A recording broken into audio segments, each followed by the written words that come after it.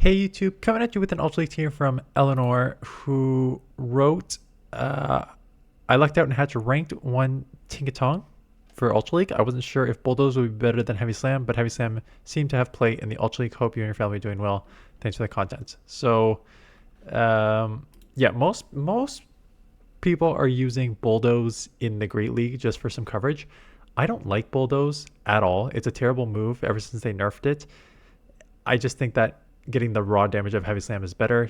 And, in the Ultra League, when everything's so bulky, I in particular, I don't think a Bulldoze really helps you in the Ultra League, so I'm fine with Heavy Slam. Primate Lapras, it's basically three very meta Pokemon. Lapras is weak to fighting, and you got a Ghost, and I guess this Tinkaton is neutral to fighting, but you got a Ghost to deal with the fighters. See what else you got here. Fairy, you got a Steel. Ground, you got some Water. So you basically have enough coverage with three meta Pokemon, and Lapras is safe enough on the lead that you can probably play out a lot of them. So let's take a look.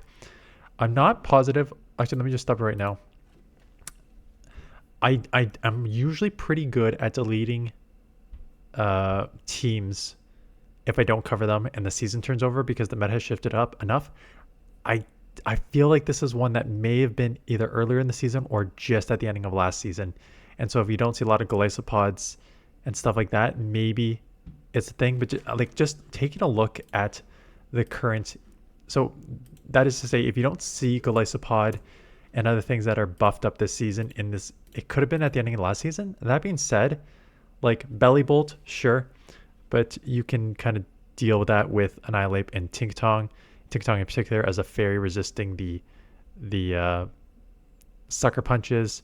You got Fortress with Bug Bite, which you have a Ghost and a Steel. You have Moltres as the flyer, which you have Annihilape, which will be neutral, and then you have Ice Beams and stuff like that. Glycopod, like I said, Bug is resisted on two of these Pokemon.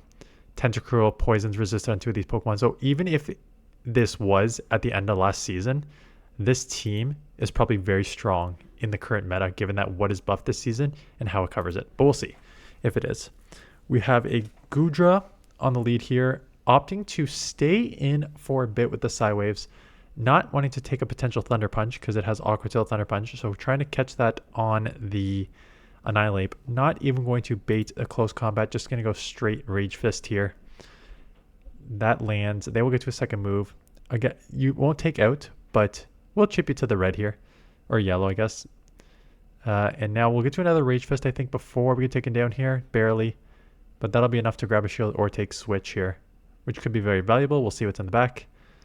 So do take Switch. You're going to be deleted immediately, and it is a Cress. And Tinkaton is going to, like this, it's right there. There we go. Correct. Psyshock, not Psyshock. Psycho Cut is resisted.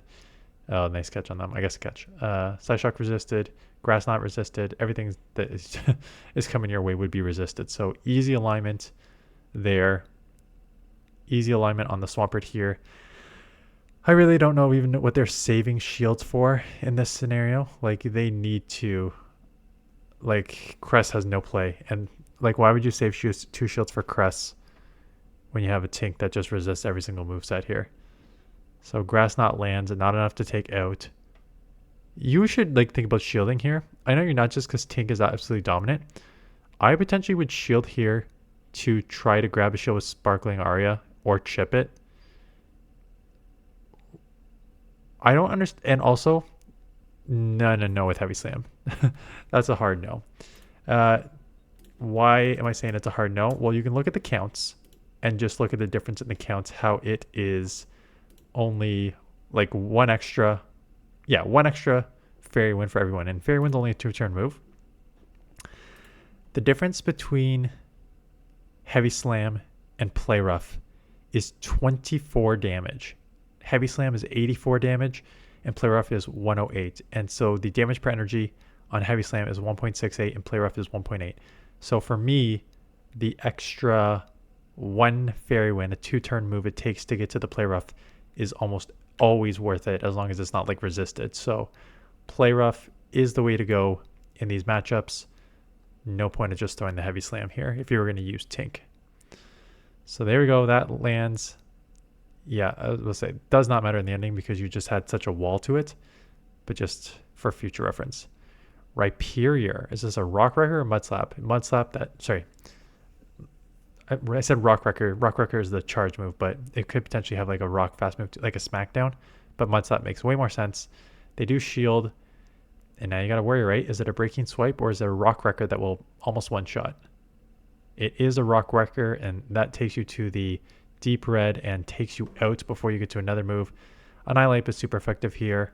Rock Wrecker is resisted because you are half fighting, so they have to throw the Breaking Swipe, I think. But the Mud Slaps and Breaking Swipes are adding up, and it is the Glycopod, so... But is a Shadow Claw Glycopod? Okay, so we still can't tell. maybe that confirms it's last season, because it is not a Fury Cutter. It is a Shadow Claw Glycopod. And get to the player up there. Glycopod, the thing with Shadow Claw versus Fury Cutter is that they are both the same move, except you get same type attack bonus on Fury Cutter, so it is better on Glycopod. But the spamminess is still very real with either move. So trying to farm down. This is resisted because they have water, so I don't even know if this takes out, but we'll see. Leaves them with 1 HP, Fairy Wind down, instant swap, and they catch the Rage Fist on what looks like a Drapion there. So eat that move. Crunches are going to come pretty fast here is the only concern for you. Gonna let the first one go. Just an Aqua Tail, so that's nice. See, I don't know if you... Well, I don't know if you do that. I think you almost have to go... I know you're trying to like just Rage Fist your way through this. I almost think you have to go close combat there.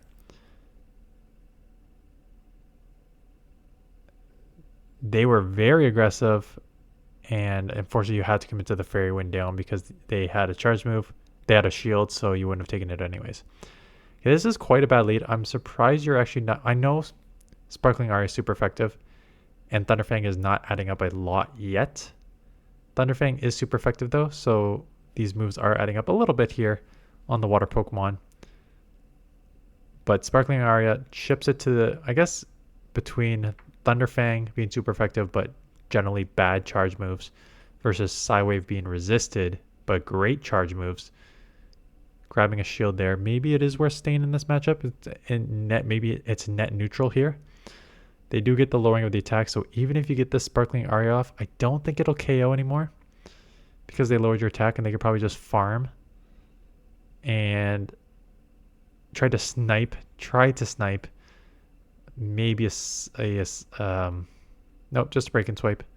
Maybe it's Break and Swipe Crunch and Giratina in the back.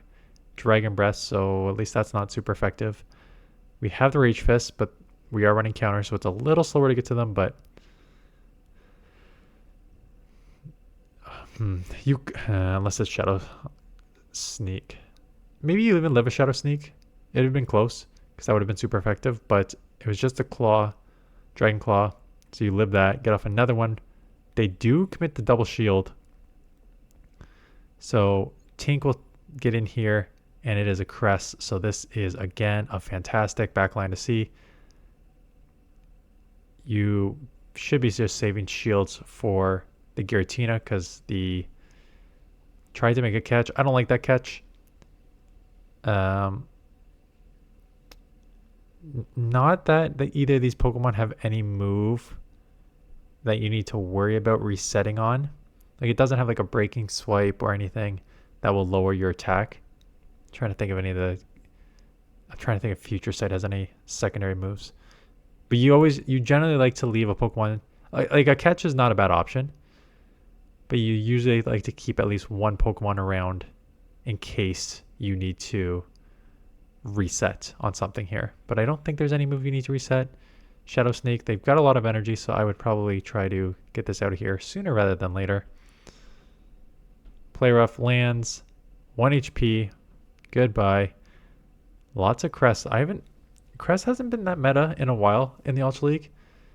It was very meta for the longest time, but I think just too many, like one too many Darks started showing up, You got your Malamars and your Mandabuzzes and stuff. So I think too many Darks started showing up.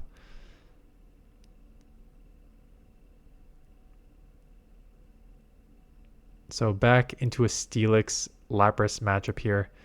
We saw how this played out the first time. This time they were running Psychic Fangs instead of Break and Swipe, which I think if you're going to be against Lapras, you probably do want to throw the Psychic Fangs to lower their defense so that this super effective Thunder Fang damage is really adding up. So I think, yeah, that's probably what you want to watch.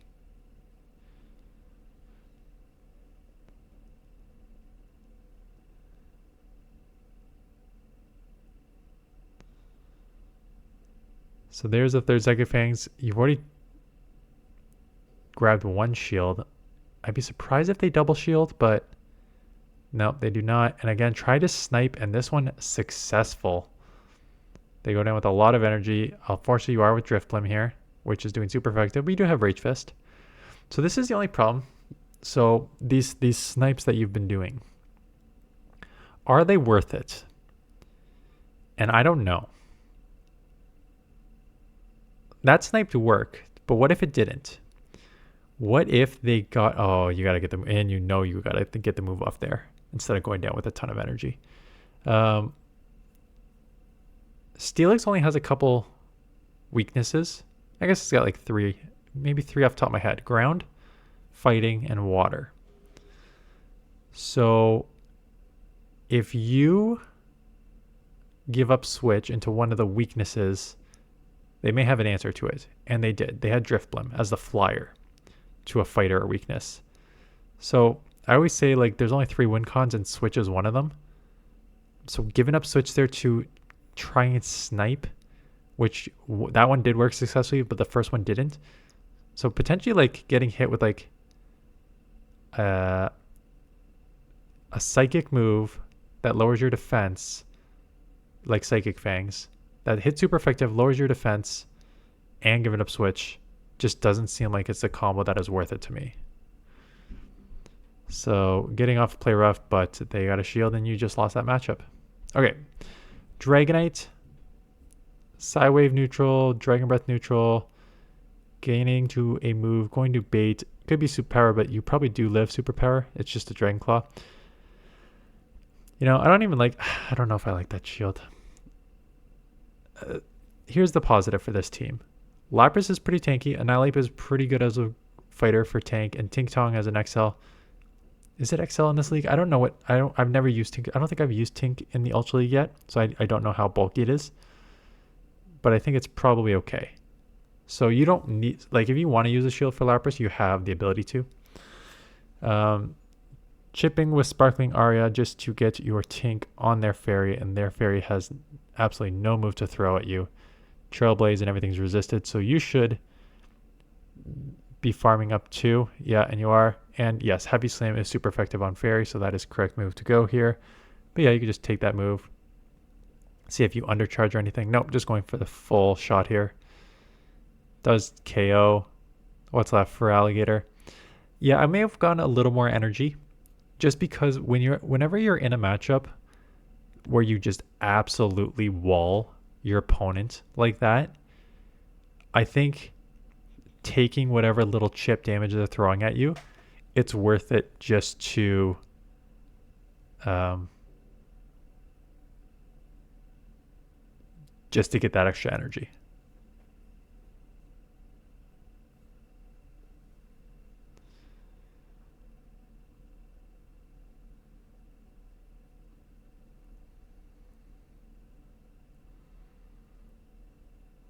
So down goes the Dragonite. Looks like they're maybe legged out.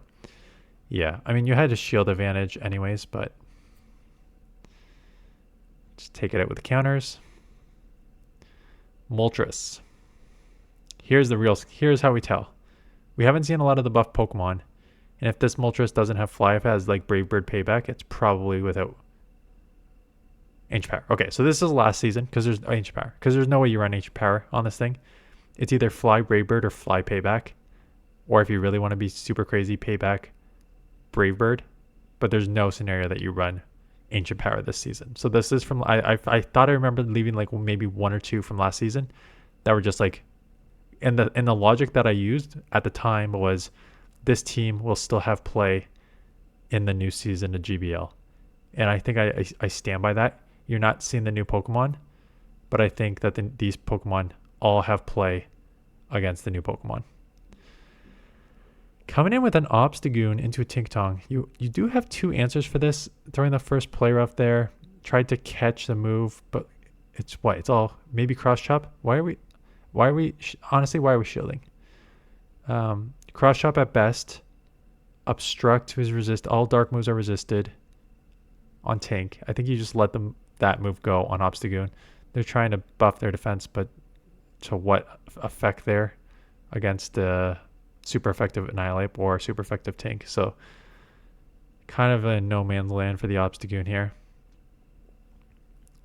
Speaking about no man's land, Annihilape in a tough situation against Clefable, just going to go down here. Have some energy, worth throwing, because, you know, Moonblast puts you pretty low. They could potentially just counter down. So try to farm down. Swift or Moonblast are both resisted, but again, if it's a Moonblast, no, it's just a Swift, so you'll have some more health there. They quickly make the swap, and you're going to have to bait here now. Yeah, if you lose it, honestly, if you lose, you lost because of that shield earlier on the Obstagoon when it just threw Obstruct. You have to let that go on the Tink, I think. Can we get to a move here? We do get to the move there, which is huge. This will take out. Can we Fairy Wind down before they? Yes, because it's resisted their Fairy Winds. So you won by 1 HP. You probably should not have won by 1 HP, but that's okay. A win's a win. Does not say. It's like golf. Doesn't say on the scorecard how you did it. It just says the score.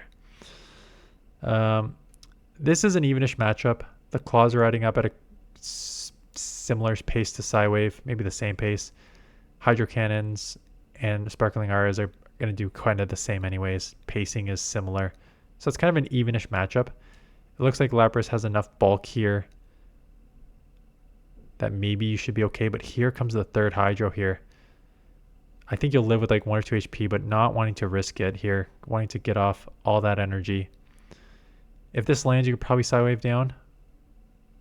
If not, I'd throw immediately, and they give up. It's a Dragonite. So pretty hard answer, even if they have a superpower. Maybe it'll chip you to 50% here. And they decide just to go straight Dragon Claw, which is not what you want to do here. Going heavy slams, assuming that even if this doesn't take out and they throw a superpower, you should still be okay. And it does take out. Oh, Shadow Dragonite is very glassy. And out comes a Sandslash. So at least Heavy Slam is neutral because it is super effective on ice and resisted on the steel. So this will chip. And again, I don't see the point of giving up switch there. You have Heavy Slam. You can force shields or force energy. At this point, I don't know how many Hydros they have, but if it's only one, you definitely shield it because you're going to get a couple boosted counters now because you'll probably live 1 drill run here. So even if a drill run comes, you're going to live it and then get a 2 or 3 counters through, which is going to be huge. And there they have to throw immediately, but damage is done. So Tink comes in with energy, with health, to take out what is left of this Sandslash. Okay, one more matchup. Dramatic defect delay there on my part. Okay, Sandslash. So it looks like they're running Shadow Claw, which means their fast moves are doing neutral and your sideways are resisted. Sparkling R is a good move, but non-Shadow Sandslash looks like it's going to be able to take 3 because your fast move is doing no damage. You're probably going to be able to take 2 drill runs for sure, so it's probably going to take 3, maybe even 4. Holy smokes, Lapras. What are your IVs? 1, 15, 13. Yeah, so your IVs are nice on Lapras. Going to get the second one off. I think you outpaced to the third move here. I'm not positive. It's going to be very close if you don't. Okay, you do. Yeah, I thought it was like just outpacing there. So we're going to get to the move. This will take out a grab a shield. They do shield. Now, my only concern is, and they have energy, so if you don't shield, if you do shield, they could just throw another move potentially. My only concern is they're going to have an answer. Yeah, so they're already at another move. So I think it was fine to let it go. They're going to have an answer for fighter. You can't be double weak for fighting and then not have an answer. Okay, Ampharos. That's not a good enough answer, honestly. If you're running a Pokemon double weak to fighter and you had switch, this is not a good enough answer for it.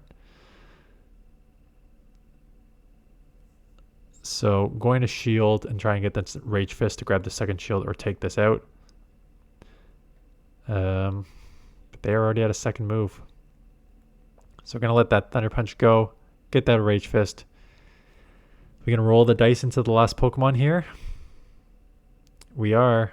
Instant swap to keep it alive. And it is a Skeledirge. And that is not the roll of the dice that we want to see. All our moves are resisted. Their moves are super effective. This is essentially a top left. And I was going to say you know it. But nope, you do not know it yet. Or you do know it, but you're just trying to... Maybe. You never know when they're going to drop their phone. Or the game's just going to screw them over. But yeah, there is nowhere to go for Tink. Skeledirge has an absolutely dominating matchup in this one. Nothing you can do. So yes, this was... I do remember one or two from last season that I saved over. This is definitely one of them. With between the Ancient Power on the Moltres, which people would just run Fly Brave Bird or Fly Payback. And then... the Shadow Claw on the Glycopod. Most are running Fury Cutter now. You can honestly, in Ultra League, you can get away with Shadow Claw. It's still very good. But I still think this team has a lot of play. I think you have enough coverage and strength there. Again, the only problem, a little bit of problem with Steel. You do have an Annihilape that deals with Steel with ease, but Psywave being resisted and every move on Tink being resisted. So Steel's may give you a little bit of a problem. But outside, I think there's enough coverage. I think these Pokemon are meta. I think they've got enough going for them to make it a team that you could actually theoretically run in Ultra League. If you play Ultra League, because I know a lot of people do not. So with that, I will say thanks for watching. If you did watch Ultra League, I always appreciate if you watch it because I know a lot of people do not. And I will see you guys in the next one.